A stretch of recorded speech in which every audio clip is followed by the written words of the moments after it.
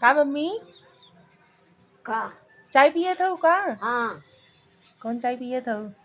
करिए करिए चाय पिए थे? हाँ करिए काय करिए चाय पिए थे? ये चाय पीने में सेहत के लिए बढ़िया रहता।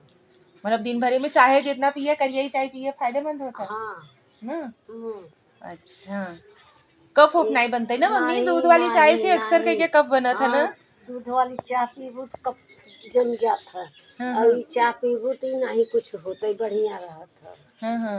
हाँ अच्छा अच्छा मम्मी का जौन ई लड़की आजकल ससुरे में जात हईन और जैसे लड़की छूटी जात हईन या अलगे बिलगे हो जात हईन उन्हें सबन बदे का कहा चाहत हो तू? उन्हें सबन बिना ये कहा चाहत है हाँ कि पढ़ावत लिखावत महतारी बाप लड़की लड़का बाना हाँ तो उनके संगे कुल संस्कार सिखावे चाहे। पढ़ाई लिखाई के साथे साथे पढ़ाई लिखाई के साथे साथे हाँ कि बिटिया अपने घरे जाऊ तो सासू का ससुरे का देवरे का नंदे का देवरानी जेठानी का उनका छोटे बड़े का निगाह की उनका इज्जत की तू हाँ साल तमाम बीतता तो कहत हई कि उनसे केहू से रद्द नहीं खाता ओ अलगे हो बदे खड़ी है।